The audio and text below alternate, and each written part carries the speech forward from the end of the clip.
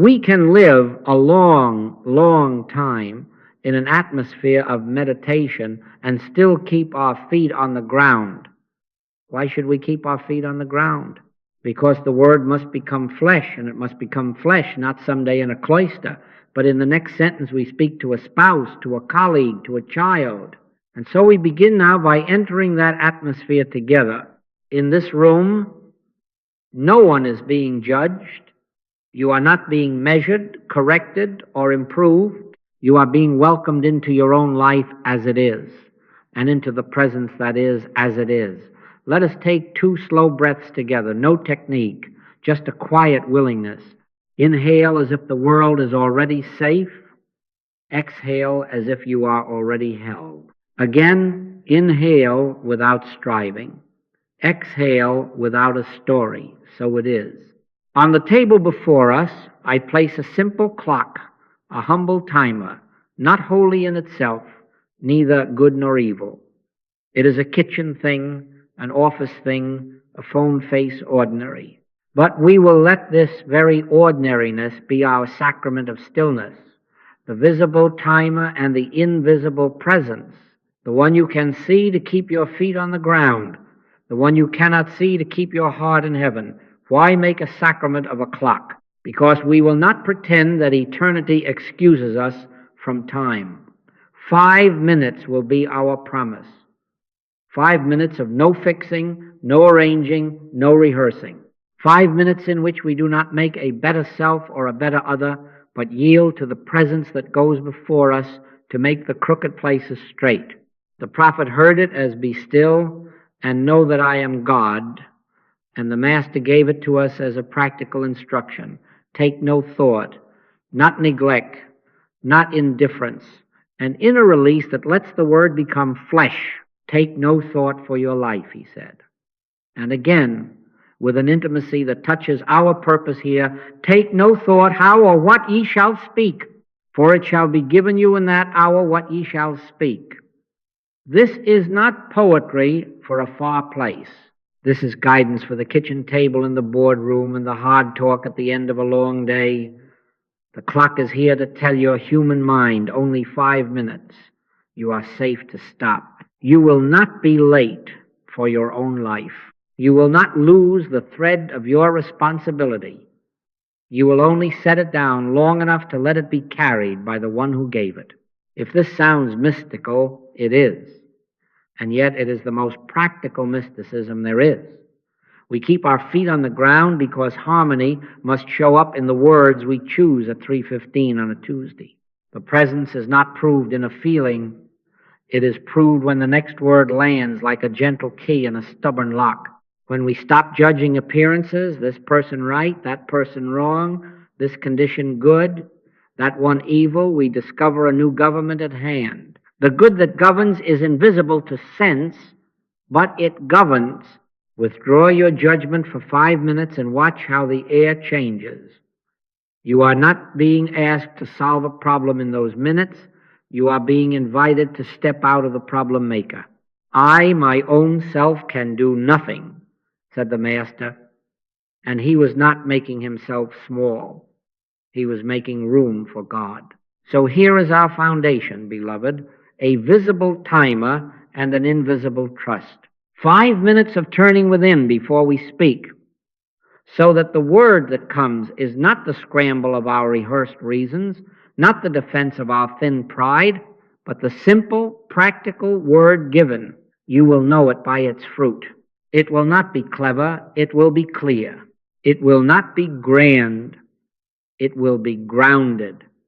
It may be as modest as "tell me more," or as firm as "let us pause," but it will carry a hush in it, and we will not claim authorship. We will only give thanks that the Word, eternal and quiet, found flesh in our ordinary life. Keep your gaze soft on the clock, keep your heart soft on the presence. This is our altar and our assurance. For the next minutes and for the next conversations, we do not step out of life, we step into life under another government, and the promise stands. As we take no thought, the next right word will be given, and given in time to be spoken with grace. Let the breath testify. Let the body unclench. Let the room be free of judgment. The practice has begun. Now let us name what makes a conversation hard. It is not the words on the page of that email, nor the topic written on the agenda. It is the moment when fear rushes in, fear of losing ground, fear of being seen, fear of being blamed. It is the moment when pride stiffens the neck and hurt closes the door, and we reach instinctively for our weapons, proofs and precedents, interruptions and indictments, fixes and formulas. We gather our talking points like stones, and then wonder why the air thickens. In that very moment, the Master's counsel is most needed. Take no thought how or what ye shall speak.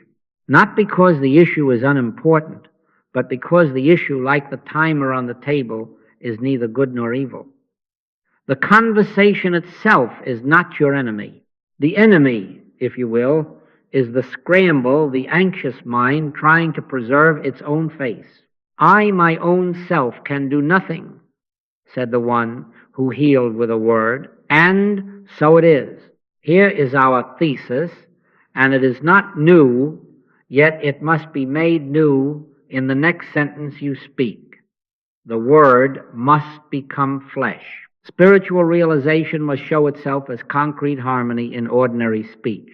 If what we call our prayer never becomes a gentler tone at the kitchen table, never becomes a clean, clear boundary in the manager's office, never becomes a simple "I hear you" to a child with wet eyes, then we are living in a dream. And no proof has been brought to earth. The Word was made flesh and dwelt among us. That is not the story of one life 2,000 years ago. It is the pattern of this very hour. The presence that goes before you makes the crooked places straight, yes, but it must go before you right into your mouth, into your syllables. Not grand speeches, God save us from grand speeches, but the next practical word given. So we stand at a fork, not outside in the world, but within two paths, and only one spirit. On the first, we react from thought, from the old man of flesh that Paul speaks of, the identity that believes, it lives by its cleverness, that it must win or be nothing. On that path, we defend, correct, advise, and the air contracts. On that path, we speak about truth as something we own, and we drive our brother farther away. On the second path, we pause into presence, the child of God path, where we release our rightness and take our rightful place as branch, not vine.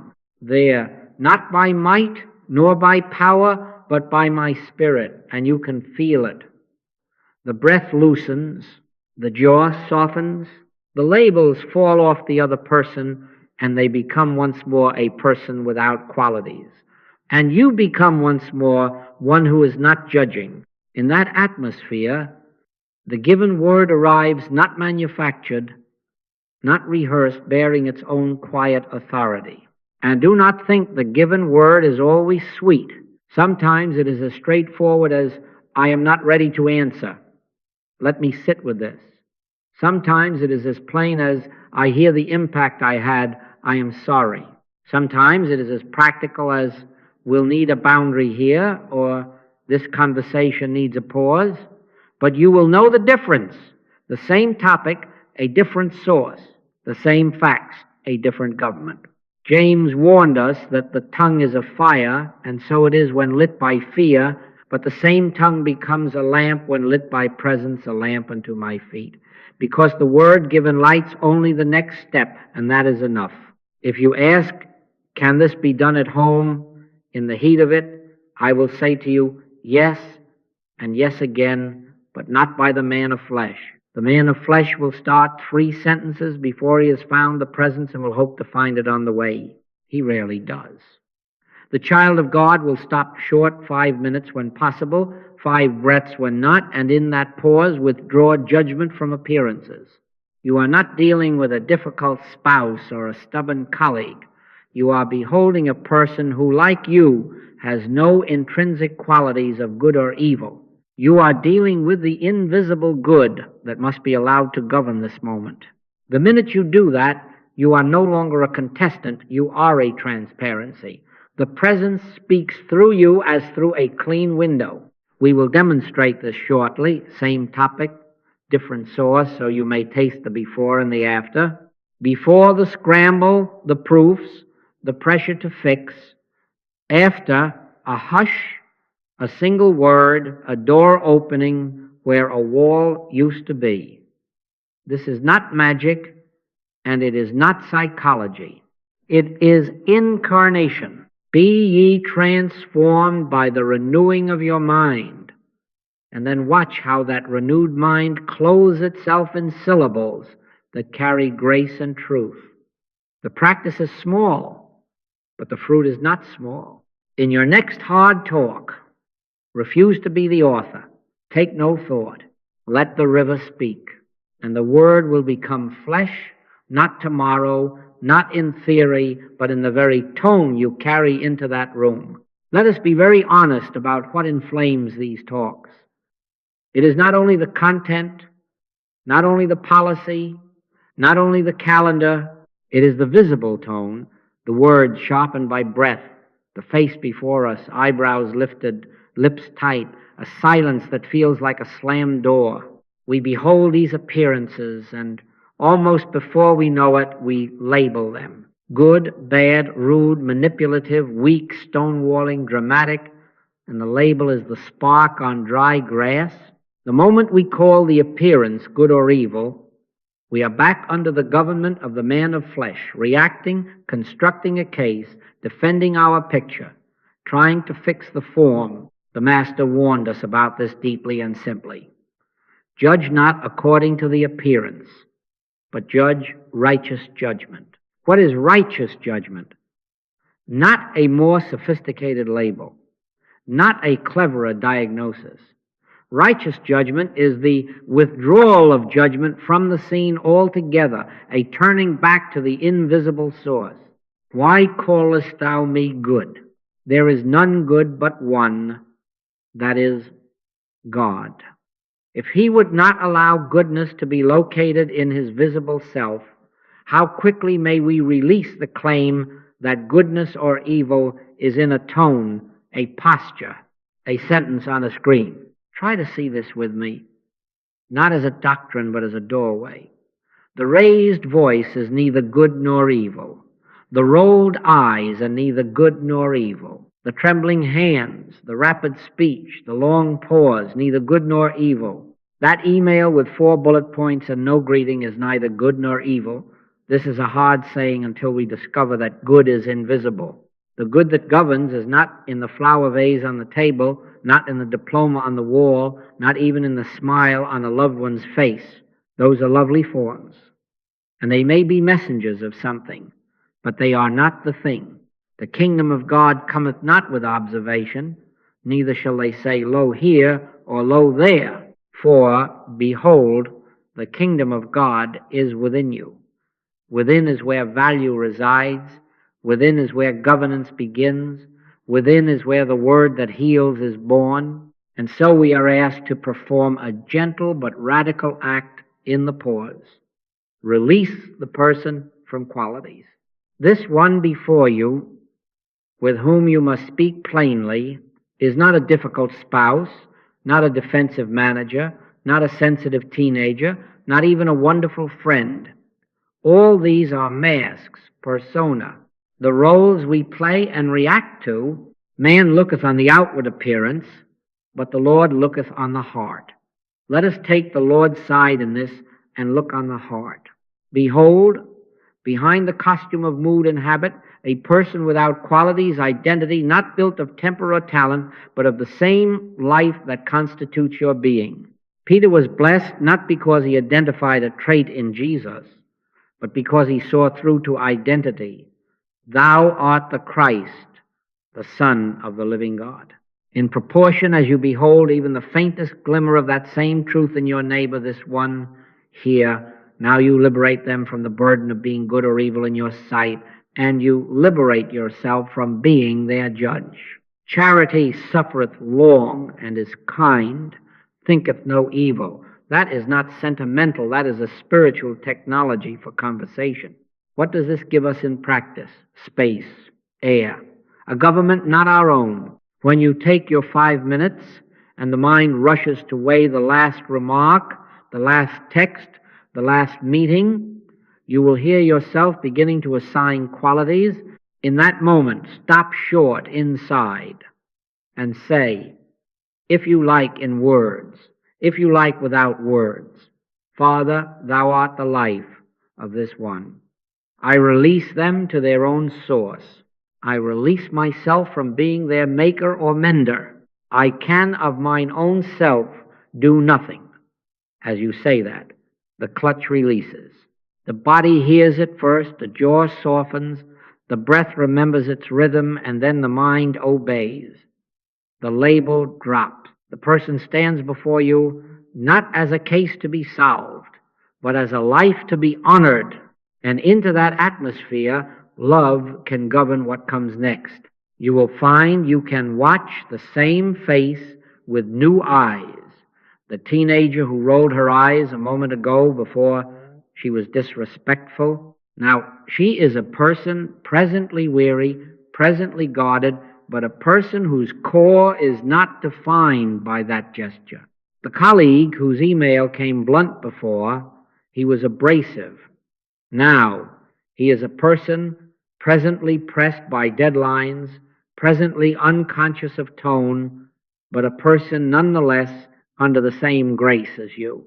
In that shift, a word you could not have manufactured arrives. Seems like there's more under this. Do you want to tell me? Or, let's pause until we both have the bandwidth to hear, or simply, I'd like to understand.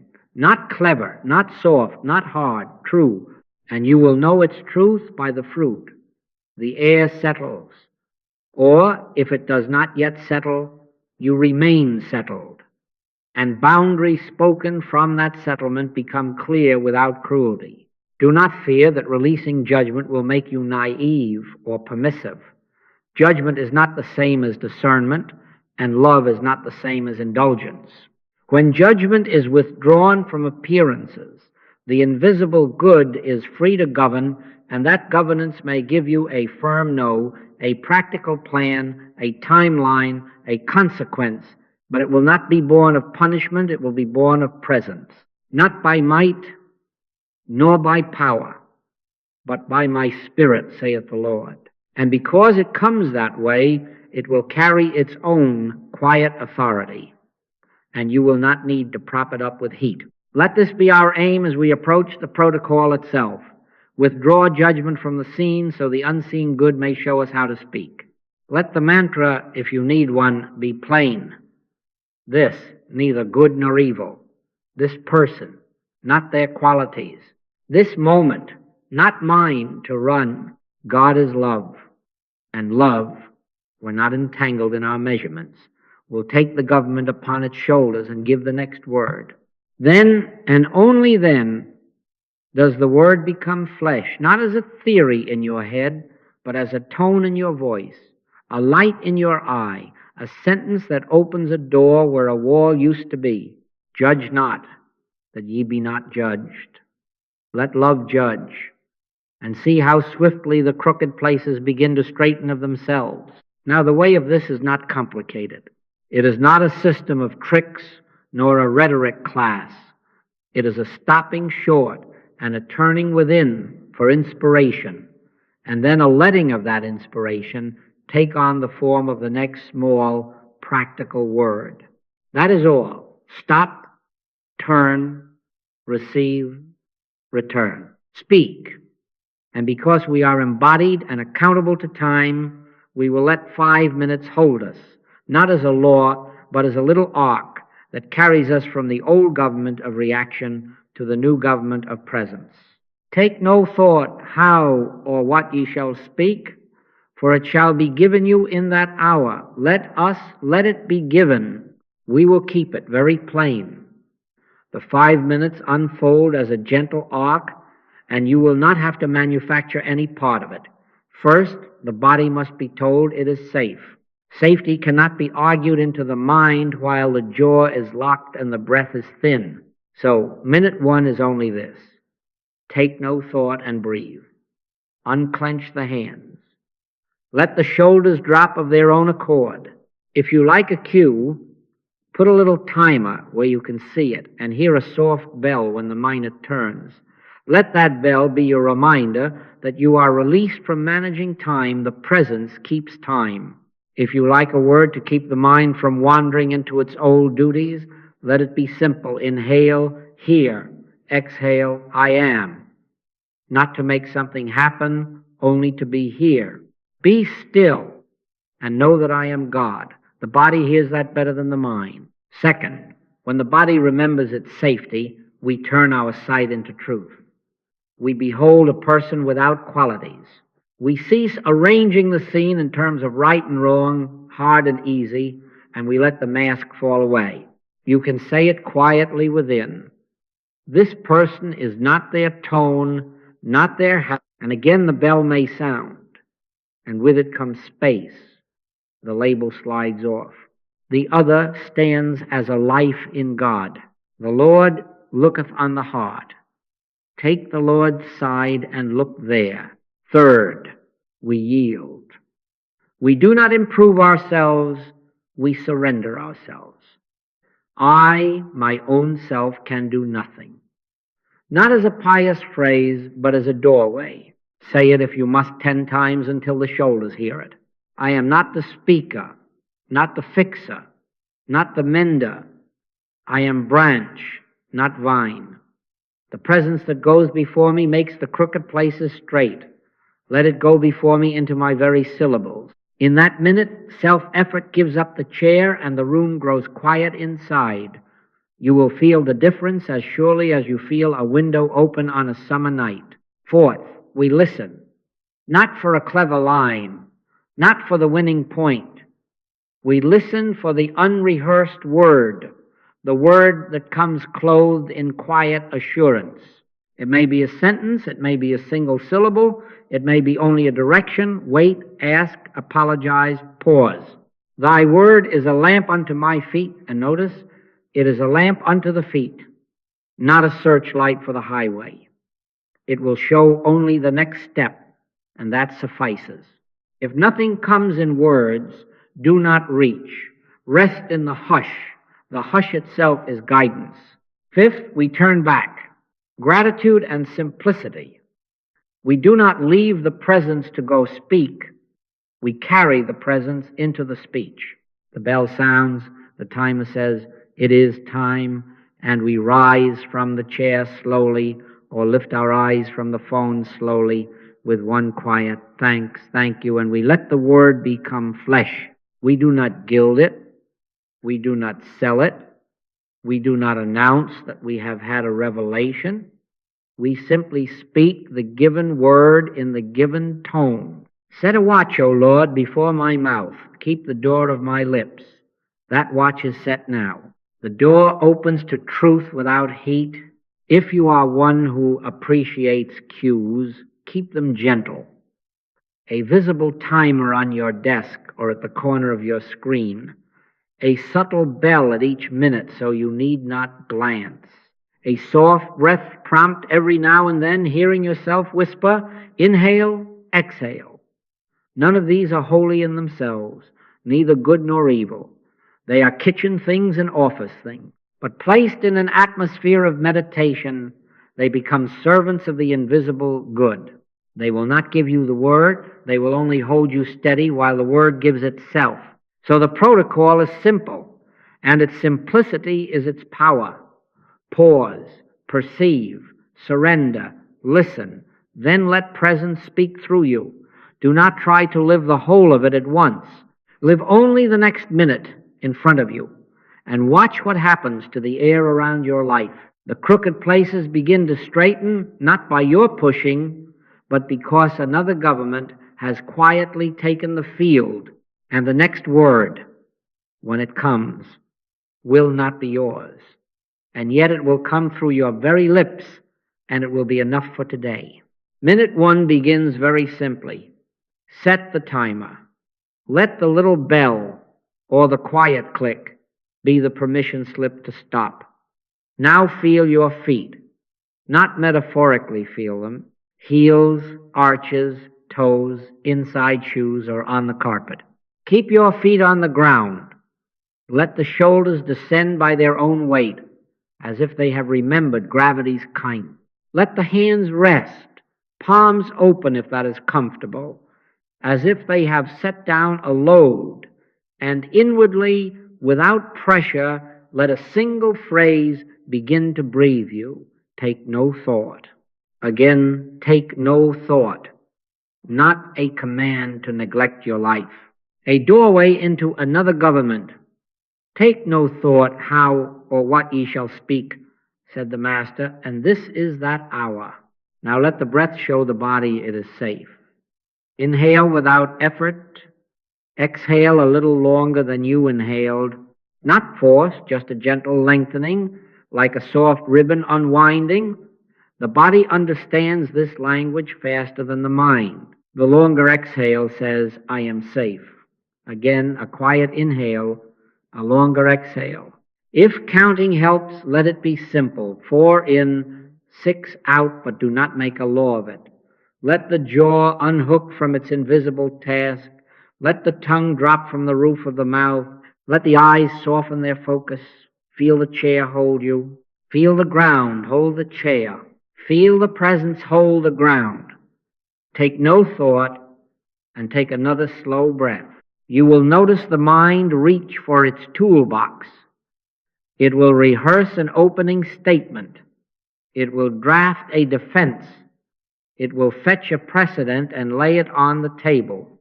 It will say, we don't have time for this, and it will tug at your sleeve. Smile at it. Do not enter. You are not at war with your mind. It is neither good nor evil. The arguments, the images, the replay of yesterday's tone, neither good nor evil. Let them stand outside the door of this minute, like visitors on the porch. If a sentence knocks, you may nod and say kindly, wait here. The Father within will let me know if you are needed. I can of mine own self do nothing, not as defeat, but as release. Breathe, and with the exhale a little longer, let the body be the first to hear the gospel. You are safe. If you need a touchstone, let the soles of your feet be that lamp unto your feet. They tell the truth faster than the head. Cool or warm, alive or quiet, they testify that you are here, not in the courtroom of imagination. This minute does not demand a solution. This minute asks only for presence. Be still and know. Not think and know. Not argue and know. Be still and know that I am God. Hear that as addressed first to your nervous system. Be still, shoulders. Be still, breath. Know, body. That another is governing this hour. With every lengthened exhale, the little clutch in the gut releases one notch. With every soft inhale, the ribs remember to widen. You may feel impulses to fix, rise, and fall, like fish breaking the surface of a lake. A memory of how they spoke last time, a plan to phrase your boundary perfectly, a rush to correct a false statement. Smile at each as it jumps. Do not lean over the boat. Do not take the bait. Neither good nor evil. Let the surface grow quiet again, not by might nor by power, but by my spirit.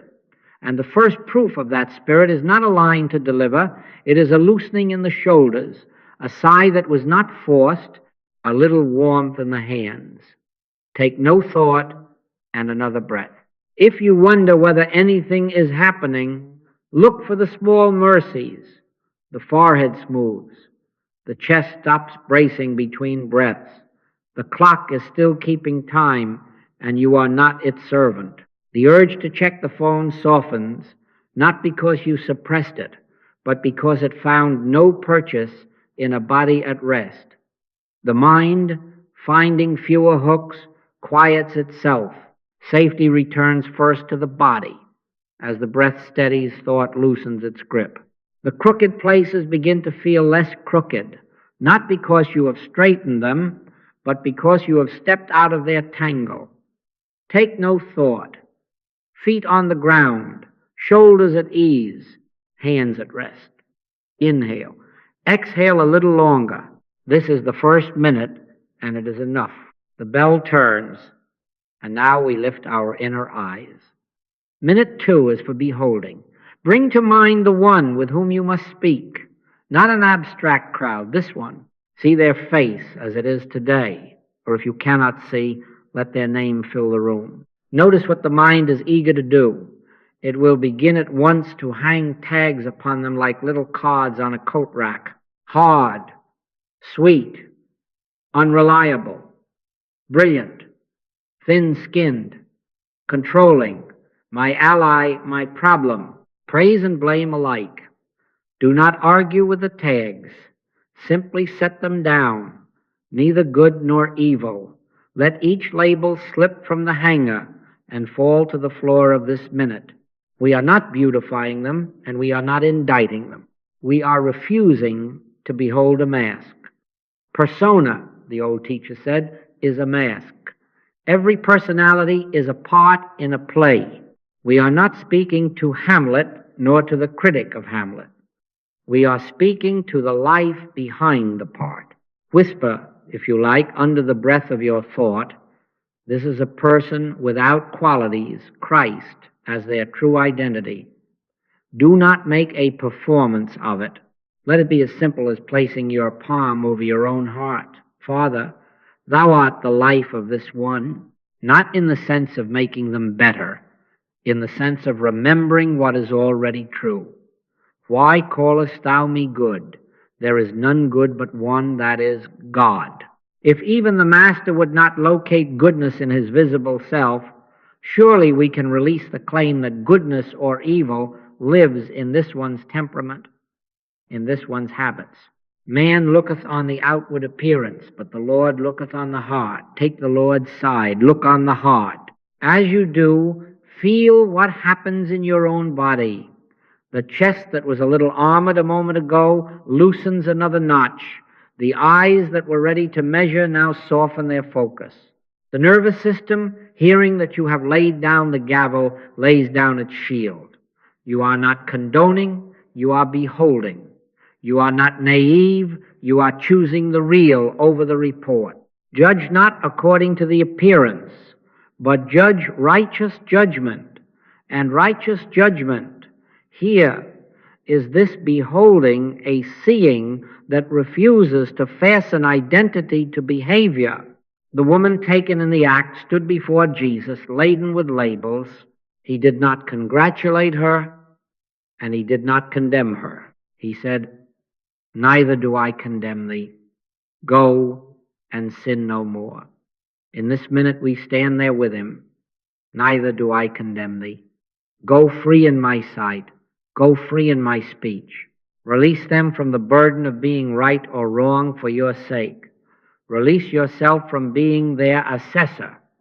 You will feel the field between you soften as judgment leaves the room. It is not sentimental. It is tangible. The air becomes less tight. Your jaw lets go the last small task it was holding. Your breath finds its depth again. You will notice thoughts still try to return with their gifts. But they did say, but last week but if you let up now, smile at them and let them pass like birds across a wide sky. Neither good nor evil. The sky is not improved or diminished by the flock. Now speak inwardly again, not to change them, but to stay true in your seeing. I behold you where you are, not what I have called you. Christ in you, the hope of glory. If those words feel too large, shorten them to their heart. I behold the life. That is enough. All that the Father hath is mine. And because that is true of the life within you, it is true of the life within this one, not property to be seized, but nature shared. You do not have to get them to be better to speak truly. You have only to meet them where identity lives. If a particular praise tries to reclaim its place, but they've always been so dependable, how could they? Notice that praise can bind as surely as blame. It makes a contract the soul never signed.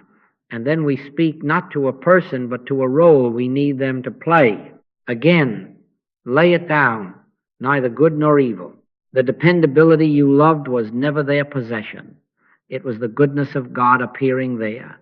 It will appear again where and when it is needed, perhaps through them, perhaps elsewhere. Your task is not to extract it. Your task is to behold source. Stay here quietly for what remains of the minute. Watch how the borderlines inside you fade, mine and yours, win and lose, prove and defend. You are not losing definition. You are shedding disguise. In that atmosphere, the given word will later find you with ease, because there is nothing in you contradicting it. For now, let the beholding do its work. The timer still keeps time, but you are not its servant. The other is still to be met, but not as a case to solve. The heart has taken the Lord's side. The labels lie on the floor like old garments, and two souls stand unhindered, able to meet in truth. This is minute too, and it is enough. The bell turns again, and now the work of this minute is not work at all. It is surrender. Not collapse, not passivity, but the simple admission that the clever reply cannot produce peace. Hear it as if for the first time addressed straight to the place in you that still wants to compose, to correct, to win. I, my own self, can do nothing. Say it tenderly, not as scolding, not as a verdict, but as release. I, my own self, can do nothing. The jaw hears it, the hands hear it, the little executive in the chest that wants to manage outcomes hears it and sits down. You might think at first, if I do nothing, the conversation will go poorly. But you are not asked to do nothing forever, only to do nothing now, outwardly, for this minute, so that another may act, not by might, nor by power, but by my Spirit, saith the Lord. Let that Spirit take the chair. Let it lead. The great assurance of the Christ is not that you own a reservoir of lines. It is that all that the Father hath is mine, not mine as possession to spend or hoard, but mine as sufficiency here and now, enough love for this tone, enough wisdom for this knot, enough timing for this hour. Breathe once into that sufficiency. All that the Father hath is mine. Rest, then, in the quiet underneath words. Think of this minute as the hallway between inner room and outer field. You do not rush a hallway. You walk it in awareness. Stand still and see the salvation of the Lord. Stand still inwardly. Let the mind that wants to send a text draft, let the hand that wants to compose an email simply be still. Your willingness is the only doing needed here. Father, I am willing to be led. That is prayer enough. In that willingness, something gentle begins to move ahead of you. Call them angels, if you like. The Scripture does. He shall give his angels charge over thee. They are not winged forms in this practice. They are the quiet inner goings before. An impulse to wait an hour. A nudge to start with. Help me understand. A remembrance to bring water and sit at the table instead of speaking in the doorway. A sense that the right time is after supper, not now.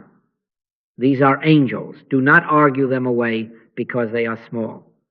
The kingdom hides in the small, and so does wisdom. Let the angels go before you to make the crooked places straight, even into your very syllables. Notice how surrender ripples through the body. The forehead that took on the job of tomorrow smooths.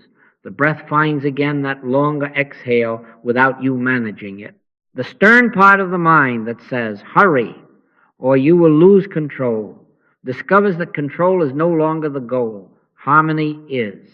And harmony does not answer to your watch. You will not miss your moment by yielding your self-effort. You will miss it by overrunning it. Be still and know that I am God. Not be still and think. Not be still and plan. Be still and know. If fear whispers, but what if nothing comes? Answer it gently. Then nothing will be what is given, and nothing is better than something manufactured. Silence can be the truest sentence in the room. If a word is needed, it will be given in the next minute. If a step is needed, it will be shown to the feet that are already on the ground. Thy word is a lamp unto my feet, not a stadium light for the weak. Let lamp be lamp, let foot be foot. Do nothing outward in this minute. No composing, no rehearsing, no setting the table of your case. Do not pre-negotiate outcomes with your imagination. Do not try to feel holy. Let your sole work be willingness. Willing not to be the speaker. Willing not to be the fixer. Willing to be branch rather than vine. I am the vine, ye are the branches. Draw, do not pump. Receive, do not manufacture. All that the Father hath is mine, and therefore what is needed for this meeting is already present in the invisible, awaiting only a surrendered instrument to flow through. Stay here until the bell.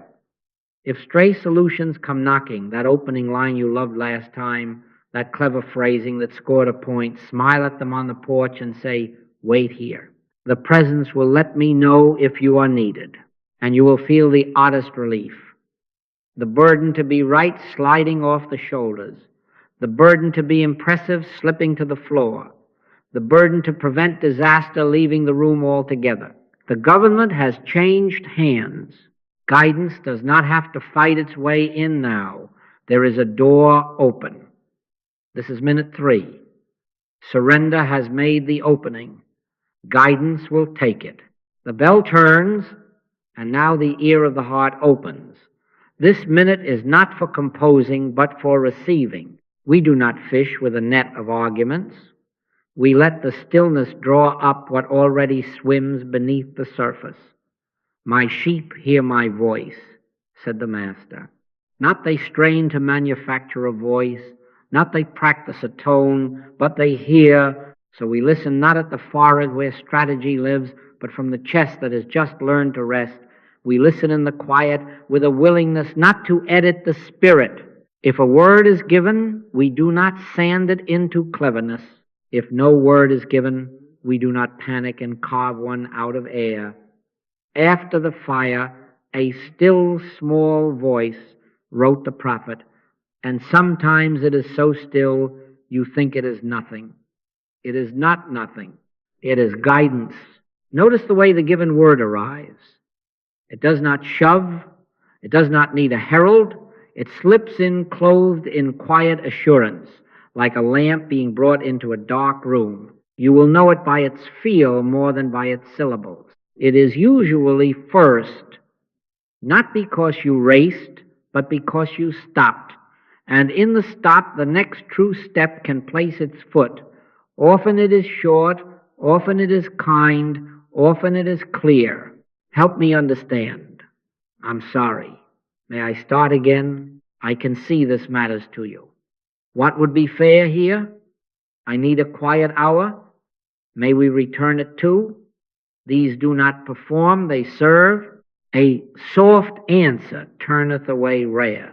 And you will notice soft does not mean weak, it means unarmed. Test what comes, not by debate, but by feel.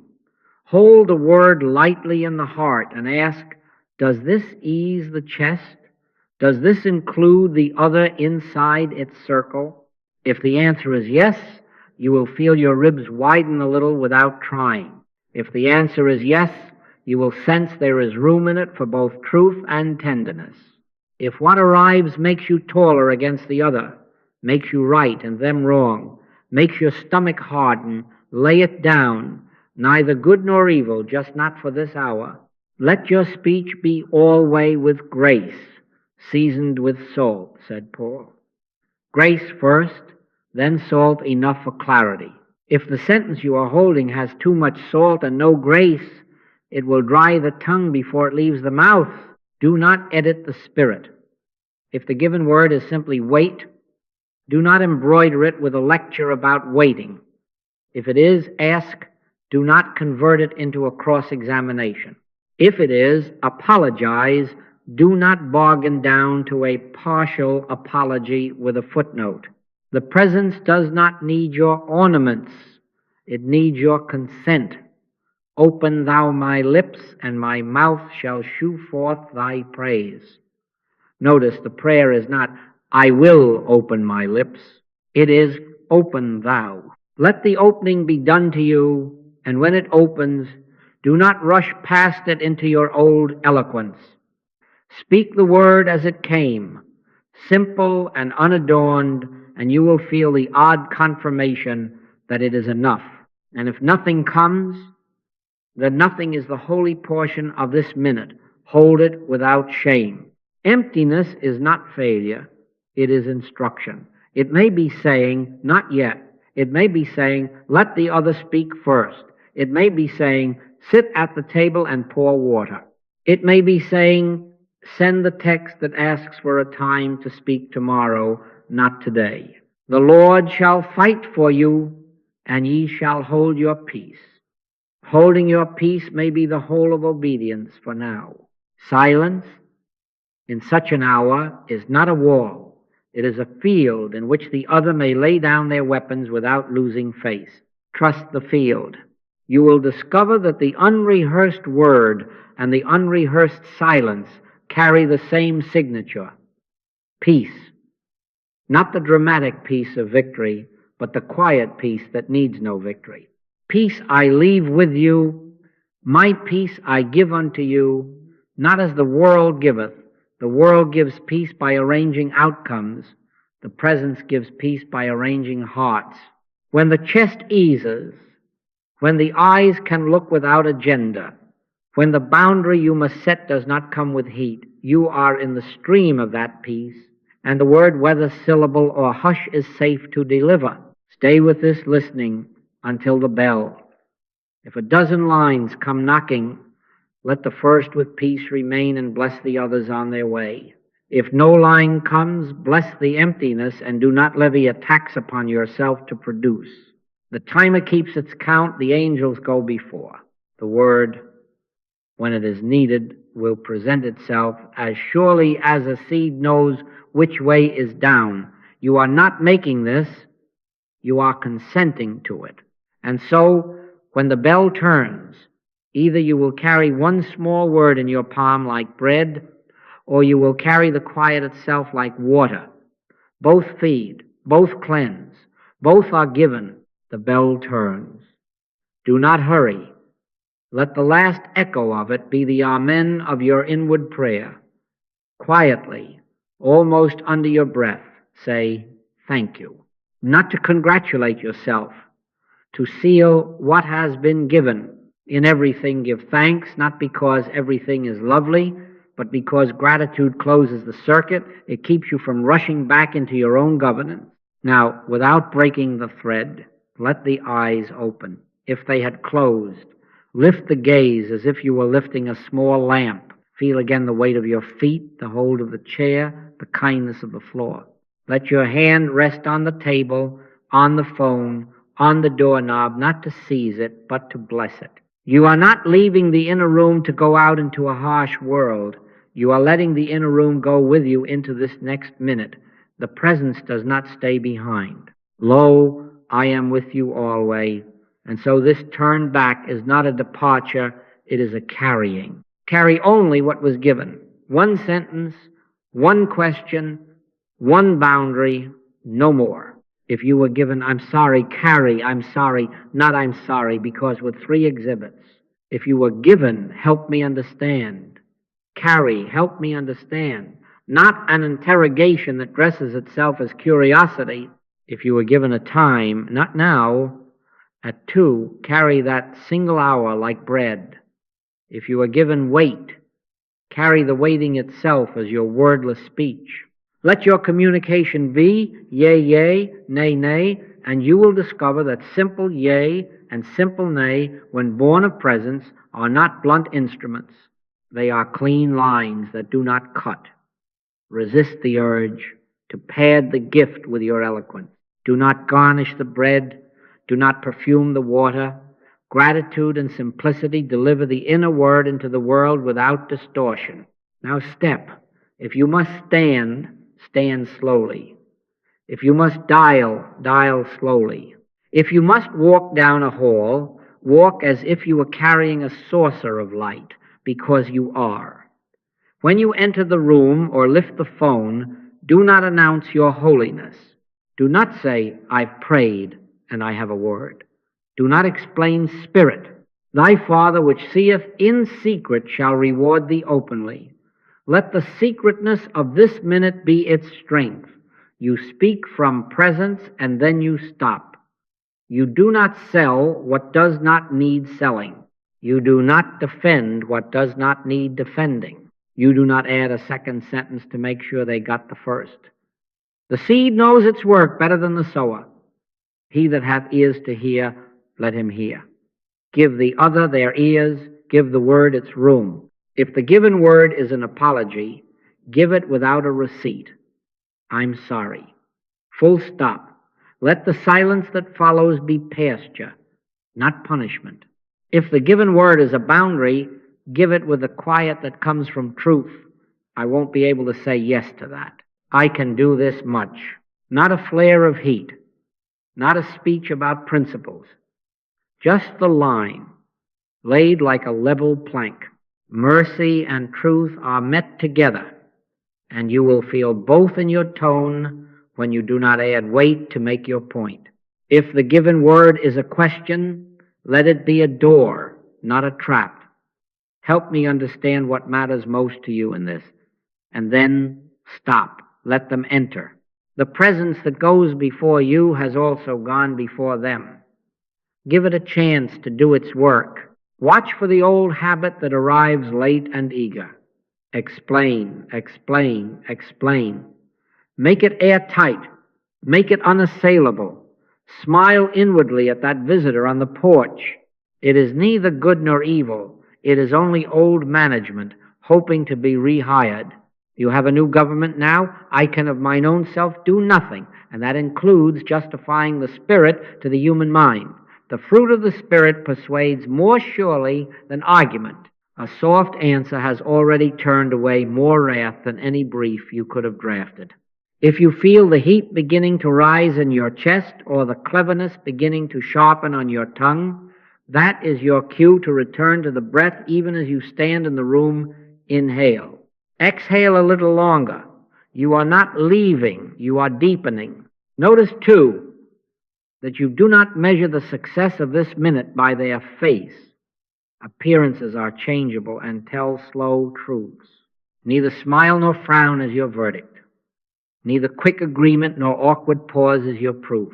The proof is the feel in your own atmosphere, the chest unarmored, the jaw unhooked, the eyes able to behold a person without qualities, even while you speak a clear line. Peace be unto you, said the Master, and that peace, not victory, is your signature. Hold to it quietly while the word you carried lands where it must. When the moment has done its work, perhaps in a sentence, perhaps in a few minutes, stop. Do not be the echo of your own word. Do not trail it with apologies if none were given to you to add. Do not recap. Silence is still your ally. If the other speaks, listen. If the other is silent, stand in the field with them. Let the field do several labors you could not do with 100 lines. When it is time to depart or to shift to other matters, depart without ceremonial exit. The kingdom seldom uses a curtain call. When you are free, even if only to the next room or the next breath, whisper again, thank you. Not because the outcome pleased you, but because obedience was possible. All that the Father hath is mine, and part of that all is sufficiency. After speaking, to refrain from harrying yourself with a post-mortem, to refuse the old habit of replay, to release the other into the same presence that just spoke through you. If you feel the tug to review, let it pass like a cloud, neither good nor evil. Return to the soles of your feet. Return to the small lamp at your feet. The timer is quiet on the table. The angels are already dispatched to the next small appointment. And you You have let a word become flesh in an ordinary minute. That is enough for now. Let us take a living scene, not a theory.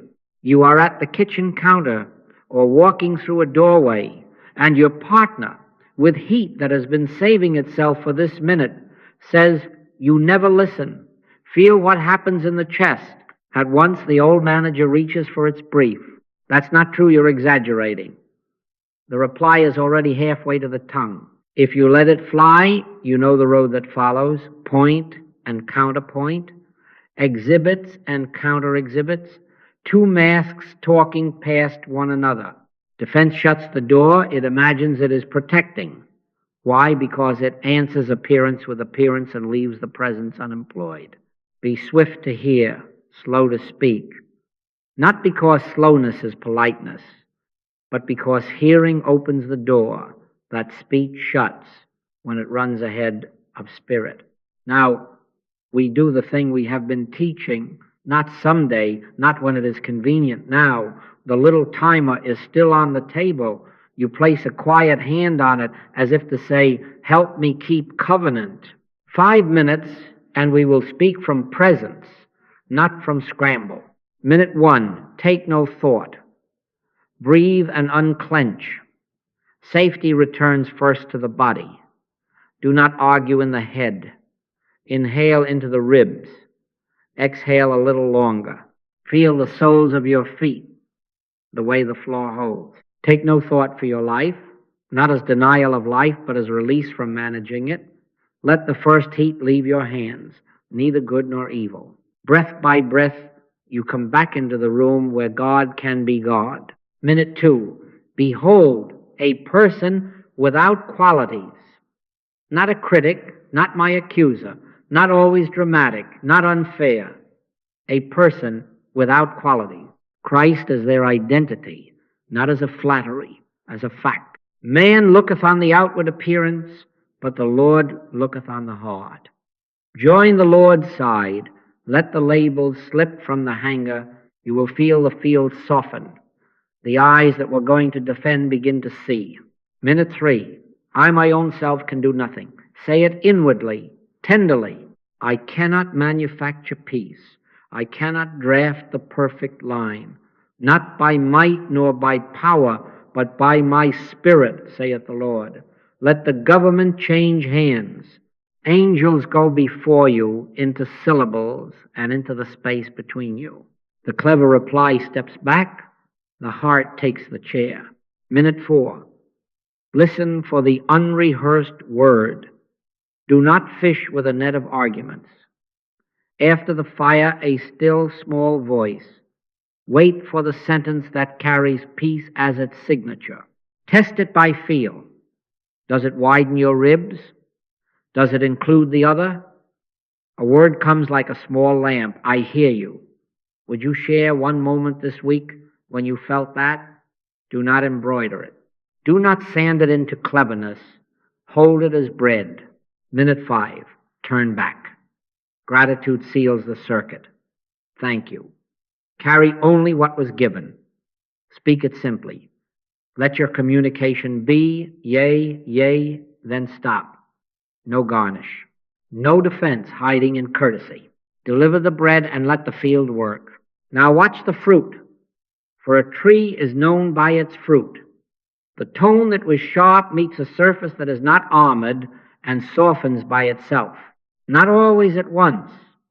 Yet you can feel the heat losing a little of its fuel because it was met with recognition, not rebuttal. They search a moment, surprised to be heard, and then specifics appear where accusation had been a flood.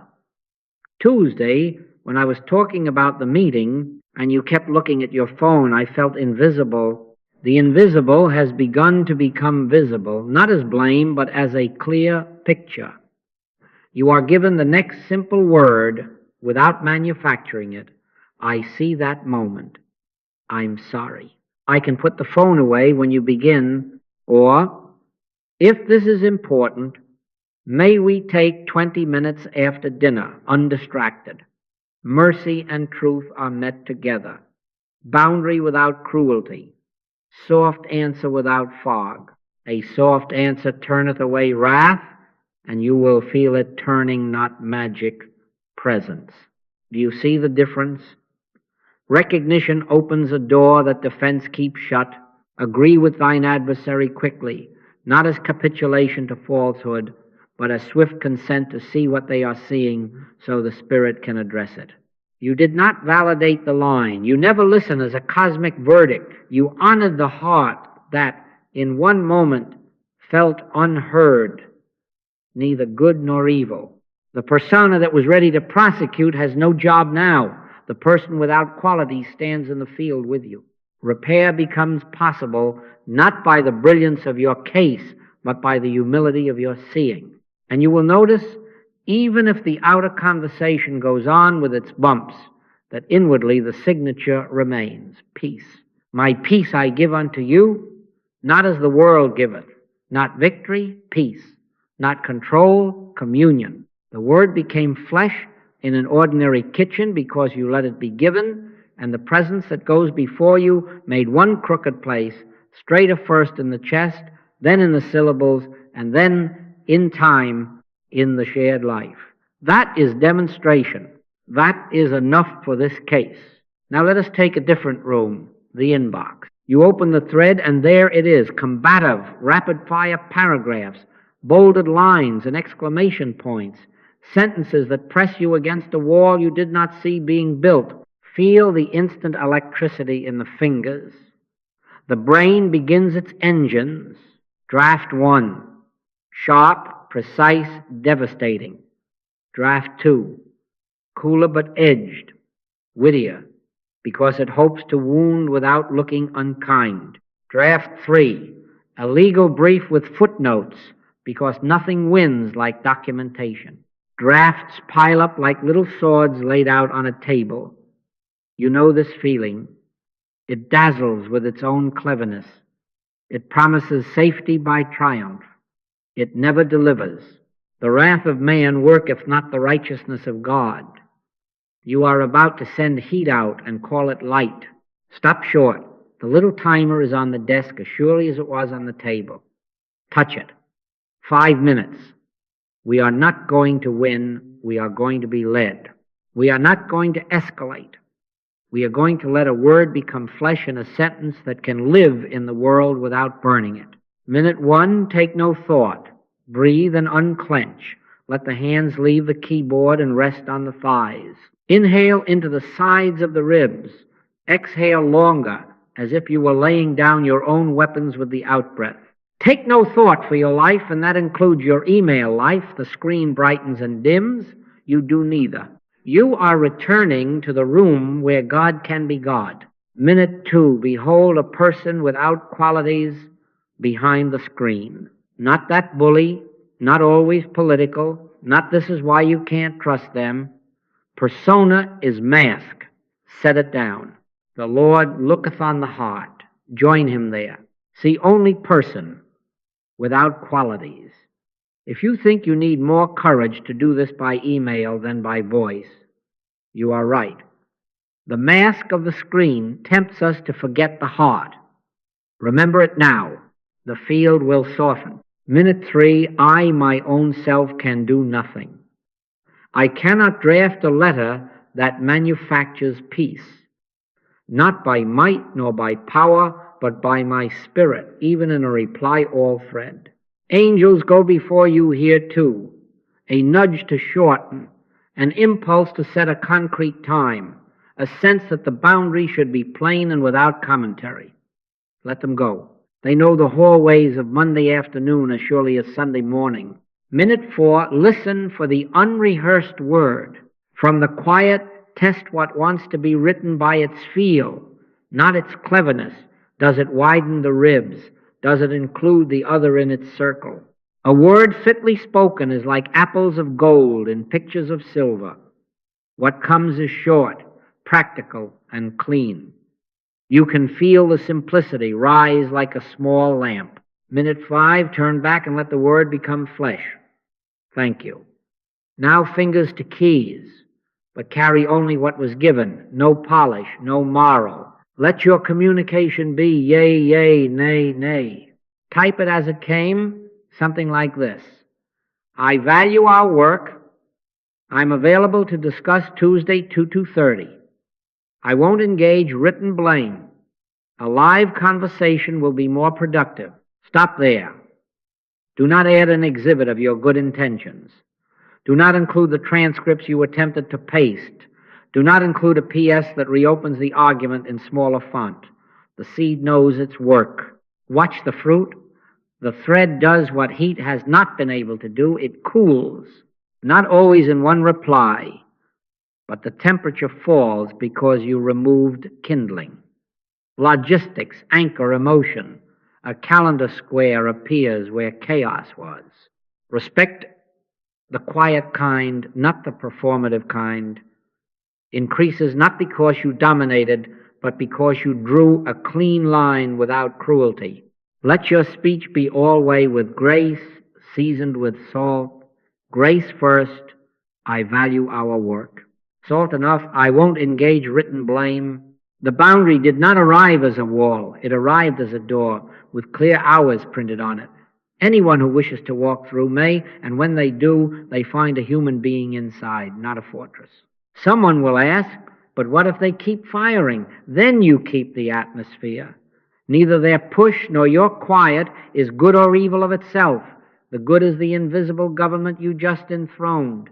You answer once more with clarity and brevity, or you do not answer at all, according to the same inner bell. Yea, yea, nay, nay. You do not argue about your boundary, you embody it. Set a watch, O Lord, before my mouth, keep the door of my lips, and in this age, before my fingers, keep the door of my send key. Notice the shift inside you. The chest is not armored. The jaw is not clenched around a sentence that demands to prevail. Peace is the signature, not victory. The word has become flesh as calendar and sentence. A time on Tuesday, a simple refusal to do harm in print, an invitation to meet where faces can be beheld and the person without qualities can be seen. The presence that goes before you has gone before, even into the email, into tone, into timing, into the unseen heart on the other side of the glass. This is not clever conflict strategy. This is government changing hands, again, in an ordinary room. Presence gives boundaries that are clear without cruelty. And so the work gets done. The respect deepens. The heat finds it has no fuel. A tree is known by its fruit. Look and be at peace. Now we let this come down from the kitchen and the inbox into the lanes and aisles of the day. Presence belongs in errands as much as in prayer. If Eden is anything at all, it is not a garden somewhere else. It is this field, here, where appearances are released from judgment and governed by the invisible. Small pauses, placed often, turn ordinary frictions into ordinary grace. And so we practice not only the 5-minute turn, but the 60 to 120-second version you can carry in your pocket like a smooth stone. You are in the grocery line. The cart ahead is a mountain. The voucher isn't scanning. A child somewhere has discovered the acoustics of cereal boxes. Feel the old manager step forward to supervise the universe. Now the micro pause. Touch the heart, feel the feet. One, take no thought, one breath. That is your little cue stack. Hand to chest not as theater, as a switch from head management to heart awareness. Soles on the floor. Remember gravity is your friend. Take no thought, once, as a whisper. One slow inhale, one longer exhale, neither good nor evil. This line, this clerk, this delay. Objects, forms, sounds, the good is invisible. Behold a person without qualities at the register, not slow, not careless, but person.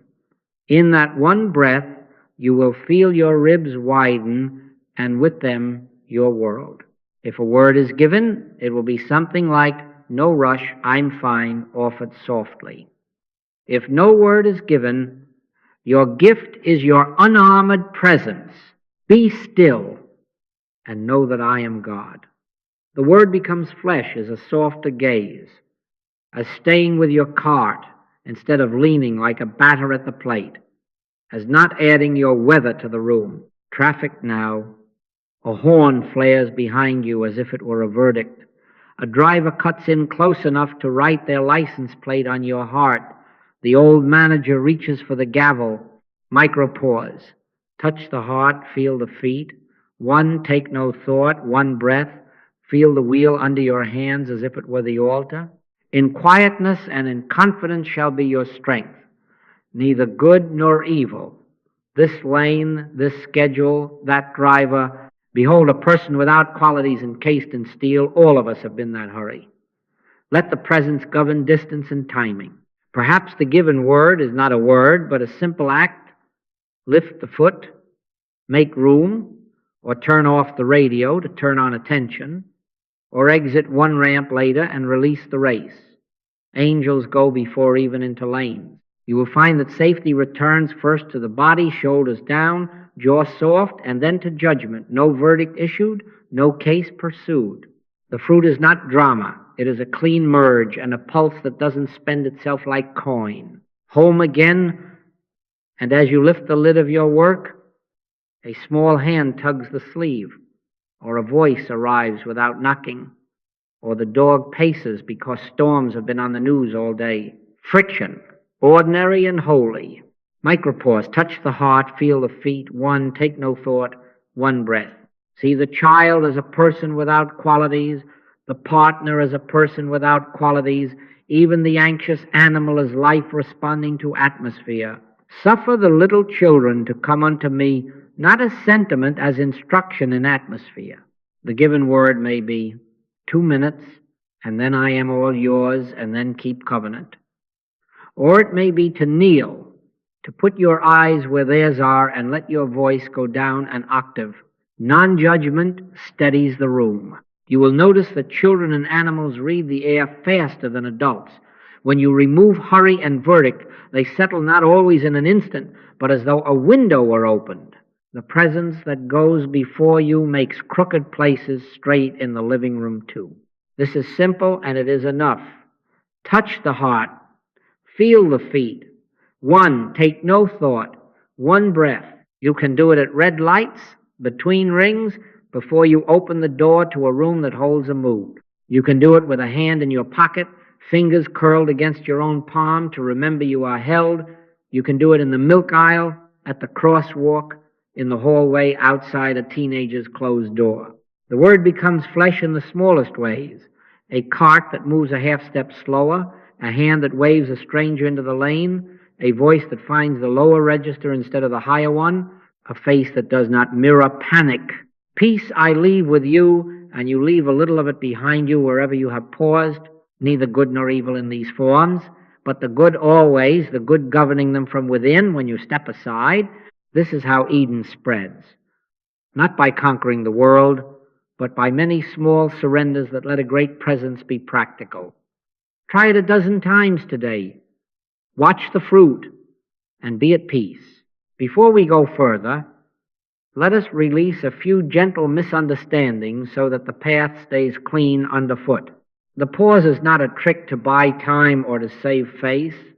It is the place where face and heart meet, the one who alone can govern the next word.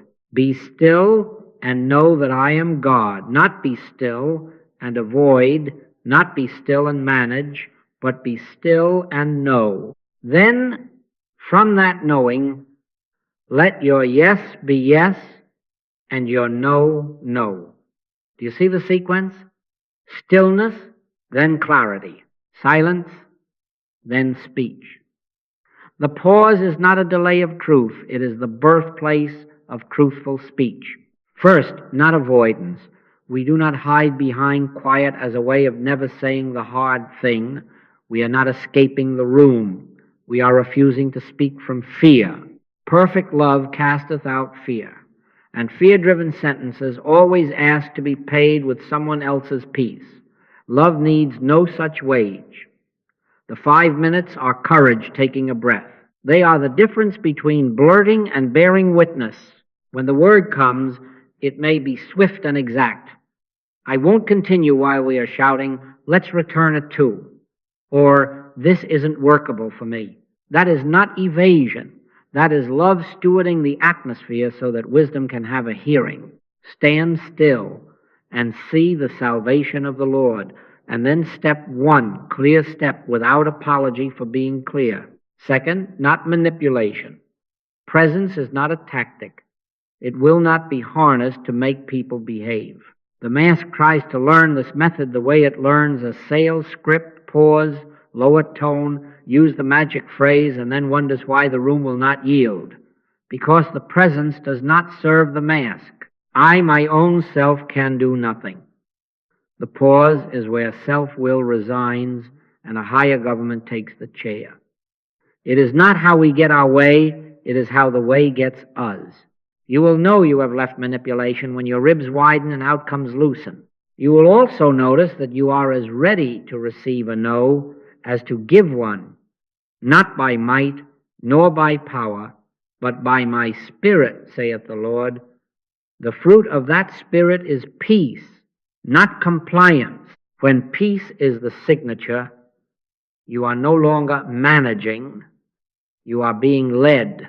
Third, not people-pleasing. Love does not bend the truth into a smile. Love can and does say no, and when it says no, it is not a withdrawal of love, but a ministry of clarity. Mercy and truth are met together. Mercy in tone, truth in line, boundaries given from presence are not punishments. They are doorways with legible hours. Yea, yea, nay, nay. You will find that the nay born of spirit is lighter on the tongue than the yes born of fear, and it places both of you on solid ground. God is not the author of confusion, but of peace.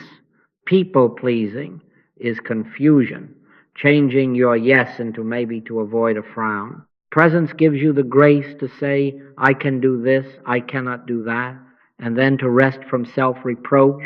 Let this be the frame you carry. Be still and know. Then let the given word take on flesh as a plain yes or a plain no, as a sentence or as silence that keeps covenant. Neither the pause nor the speech that follows is good or evil in itself. The good is the invisible that governs them both when you step aside. The angels that go before you are not there to win an argument. They are there to make the crooked places straight, first in you, then in the field you share. Speak then, when the bell within turns. Speak what is given and only what is given. You will find that truth told from presence does not bruise. It clarifies, it relieves, it leaves a clean aftertaste. And in a world hungry for honesty without harm, your small obedience will prove a large government. Now, let us widen this from the single heart to the shared room. One person pausing is a mercy. A household or a team pausing becomes climate. Where 2 or 3 are gathered together in my name, there am I in the midst of them. If there is a name to gather in here, it is not mine or yours, not the name of a role or a reputation, it is the name of presence. And so we make a simple covenant, not lofty, not long. In this house, in this team, we pause before heat. Anyone may call 5. During the 5, no one is praised and no one is condemned. Neither hero nor villain is appointed. There is only person without qualities and the invisible that governs persons when we make room. Put a small timer where life happens. In a home, on the kitchen table where spaghetti and report cards meet, in a team, in the meeting room, beside the agenda. Normalize it until it is as common as salt. When heat rises, volume, speed, the old manager clearing its throat, someone touches the timer and says, gently, 5. No eye rolling, no performance review in the eyebrows, no confetti for being the one who called it. 5 is not a trophy. 5 is a truce to let God be God. Judge not that ye be not judged includes judging the pauser and the paused. For 5 minutes we practice what we already know. Take no thought. Behold a person without qualities. I, my own self, can do nothing. Listen for the unrehearsed word. Then let the word become flesh as one plain sentence, or as a changed tone, or as a decision to differ. Roles are set down in the 5. The parent releases the robe of parent. The teenager releases the armor of teenager. The manager steps out of the managing mask. The star performer lays down the star. The difficult uncle is no longer difficult only person. Man looketh on the outward appearance, but the Lord looketh on the heart. Join the Lord's side. Behold one another as Christ, not as flattery, as fact. You will feel the air change. The eyes stop searching for guilt and begin to see. The hands unclench around utensils and pens. Shoulders remember they are not the roof holding up the world. Watch what happens at meals. The late arrival, who has brought a small storm in with him, touches the timer before sitting. 5. Breath returns before narratives. A given word comes after clean, not loaded. I want to be here on time, and I need help with a transition from practice. The mother's reply is not a lecture wearing a smile. It is the word that was given to her in the 5. Let's set an alarm for shoes at 5:40. Mercy and truth are met together over salad. The meal breathes again. Let the peace of God rule in your hearts, and then it rules in the room. Watch what happens in meetings. Marketing and operations, who have a long history of exchanging weather, touch the timer when the old cloud forms. 5. Roles and reputations go silent. No always, no never, no applause for the brilliant point that would have won the afternoon. Presence goes before into policy. From the quiet, the unrehearsed word arrives. One pilot store, 2 weeks, clear metrics. Not clever, just given. The agenda advances without the hidden tax of sarcasm. God is not the author of confusion, but of peace. Peace becomes a line item that saves hours. Policies themselves change under this governance. Policies written in fear turn people into problems to be controlled. Policies written from presence turn into simple guardrails that honor persons. You will hear the shift in language. Fewer punishments, more plain boundaries. Fewer pages, more clarity. Doors with hours, not walls with barbed wire. Let your communication be yea, yea, nay, nay. And when someone must say no, it will not bruise, because it was not manufactured, it was given. This atmosphere without judgment frees even the quiet ones to be true. In offices where the timer is honored, the intern speaks once and is heard, because the field is not a contest. In homes where 5 is covenant, the child with a slow-to-speak nature finds a safe lane into the center, in honor, preferring one another. The word becomes flesh here as safety felt, repeatable safety. And when safety is the air, truth steps out of the corners without being dragged. Do not underestimate the angels that go before you when you agree together on this. I cannot explain the mechanics of a room that softens when no one is praised or condemned. I can only tell you the fruit. Voices drop, faces open, humor returns, and work gets done with less waste. Behold, how good and how pleasant it is for brethren to dwell together in unity, not unanimity of opinion, unity of atmosphere, a timer on the table, a covenant in the heart, a presence in the midst, neither good nor evil in the instrument or in the pause. The good is the invisible that governs them both when you step aside together. Shared pauses create a climate where people feel safe enough to be true, and truth, spoken without fear, does its quiet work of setting free. And so it is. Now we make covenant with our feet on the ground. Not a grand vow, Only a small rule that lets the Word become flesh for 1 week so that theory may be spared the burden of pretending to be practice. Write the vision and make it plain, the prophet said. Here is the plain thing. For 7 days, before any hard reply, voice, text, email, doorway, meeting, you will touch a timer and set 5 minutes. That is all. A simple rule, and you will be surprised how quickly angels begin to go before you when you give them 5 honest minutes in which to work. If you forget and speak from scramble, begin again at the next doorway. Neither good nor evil in the forgetting or in the remembering. The good is the invisible government that takes the chair whenever you pause. 7 days, no heroics, only faithfulness. Carry a card. Write it with your own hand, small enough for a pocket, large enough for a palm.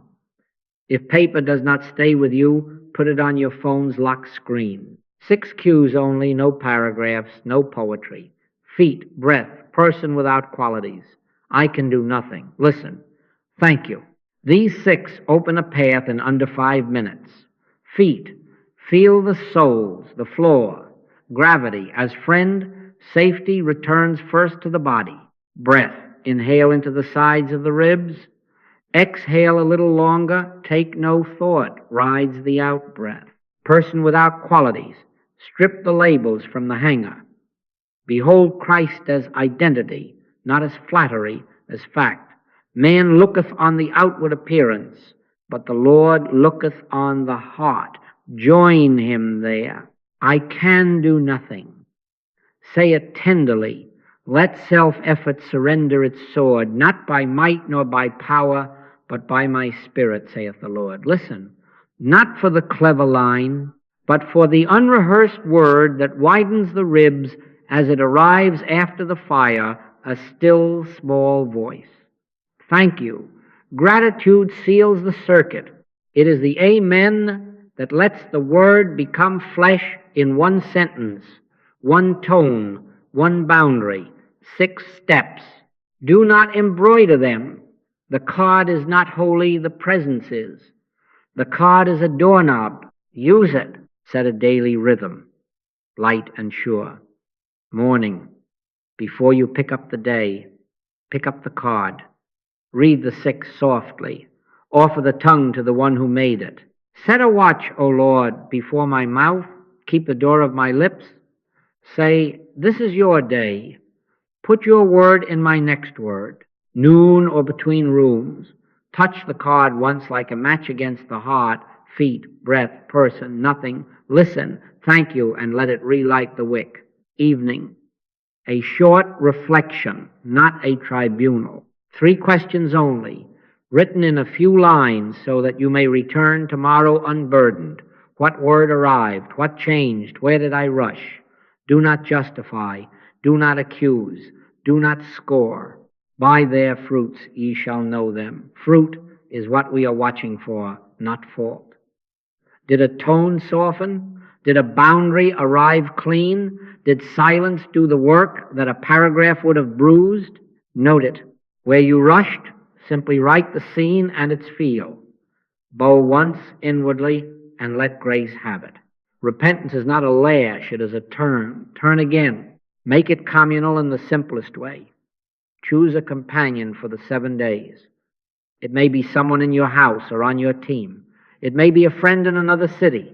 The covenant is modest.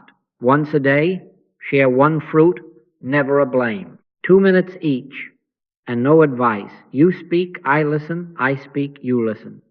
Where 2 or 3 are gathered together in my name, there am I in the midst of them. Keep the name clean. Do not drag a third person's reputation into the room. Your share is only this, the word that arrived and what it changed, or if you rushed the moment you saw it. That is all. No diagnosis of the other, no exhibitions of virtue, no proof that you are getting better. We are not trying to be better. We are yielding to a better government. Close with thank you. That is your amen. You will feel the room warm with a kind of uncompetitive courage. The presence loves to be invited by 2. Expect the fruit to be quiet and repeatable. Do not despise the day of small things. My peace I give unto you. And at first that peace may be a single sentence that does not bruise, or a single no that does not apologize for being true, or a phone set face down for 20 minutes because that was the given word. It may be a meeting that ends on time because presence planned the next step instead of ego planning a speech. It may be the lightness in your chest after you said, I won't engage written blame. Let's talk Tuesday 2:30. It may be that someone else's weather does not become your weather. None of these are grand.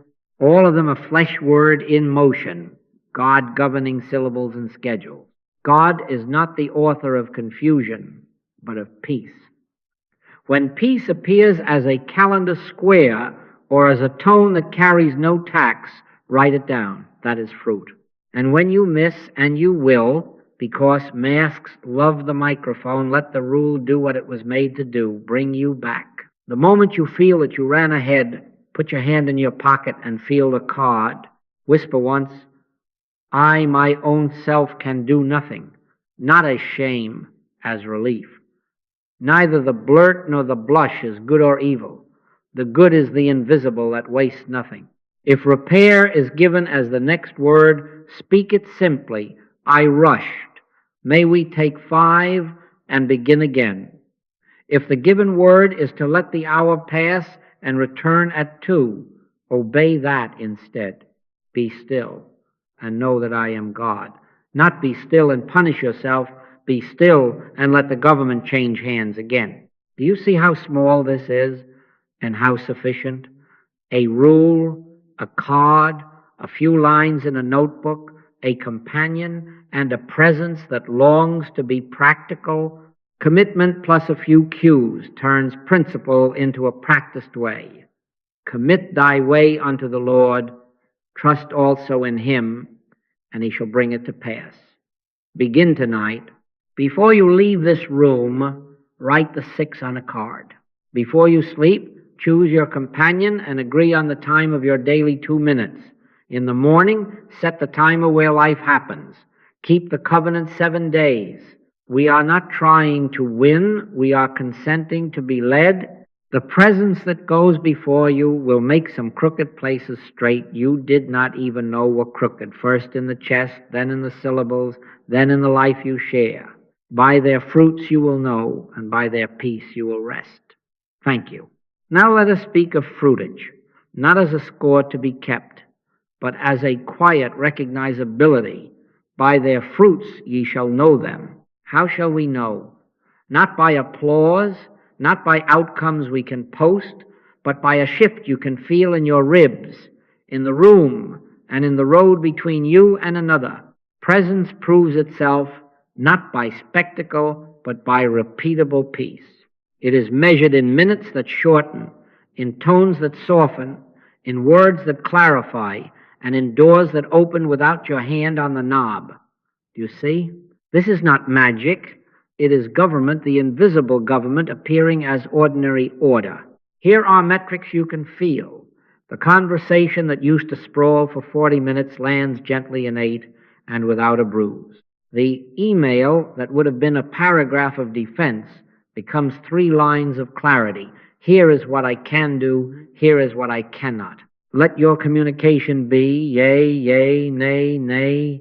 The ask arrives clear, not laced with apology or pressure. And then there are the openings, unexpected, unforced. A meeting is moved without your pleading, and the moved hour becomes the right hour. A supervisor who had seemed a wall turns into a window. Let's try it your way on a small scale. A supplier you dreaded calling answers on the second ring with kindness in his voice. A soft answer turneth away wrath, and sometimes it turns away red tape too. These are not accidents. They are the Word becoming flesh as calendars, as sentences, as schedules that fit human beings. Relational fruitage has its own scent. The other returns. You watch someone who stormed out return with their shoulders down and say, I can try again. Or they write after a long silence and tell you a truth they had been hiding, and because you withheld judgment, The truth lands clean between you. A teenager who once spoke in one-syllable weather knocks on the door and sits on the edge of the bed and tells you how the day felt. A colleague who had been your critic becomes your collaborator, not because you won them, but because you released them from being either enemy or ally and beheld a person without qualities. Neither do I condemn thee, is the atmosphere. And into that atmosphere, truth steps out of hiding. You will notice, too, that when you must say no, they hear it as a doorway and not as a dismissal. Boundaries given from presence carry the weight of love without the weight of threat. There are inner signs, and these are the sweetest because they cannot be counterfeited. Less aftertaste. The old habit was to speak and then spend the hour paying for what you said with a coin of regret. Now you leave a conversation and there is no bill to pay, only a quiet gratitude that lingers like warmth after stepping in from the cold. You will notice guidance arriving sooner next time. What used to take 5 minutes of surrender now takes 2. What used to require the card in the pocket now comes as a natural turn within, as soon as the first heat appears. In quietness and in confidence shall be your strength. The inner yes becomes legible. The inner no loses its snarl. Even your body testifies. Breath easy, jaw unarmed, eyes clear. These are not medals, they are symptoms of government changing hands.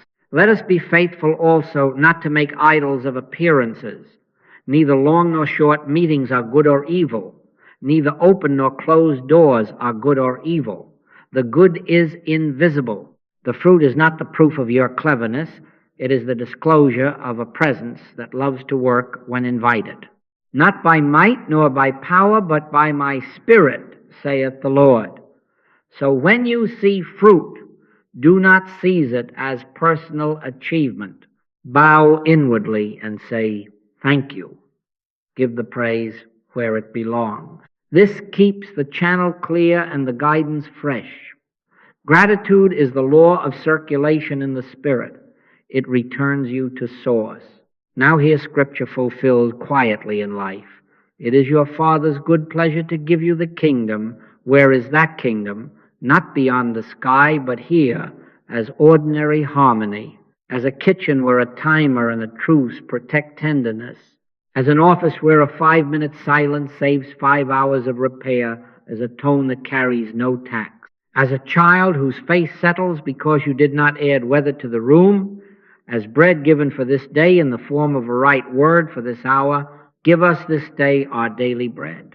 And the bread has been the next simple sentence that did not bruise. The kingdom is not a place you will enter after you get everything right. It is a government you consent to now, and its laws write themselves on your tongue. So watch for fruitage the way a gardener watches the tips of branches in early spring, not yanking, not judging, only attentive.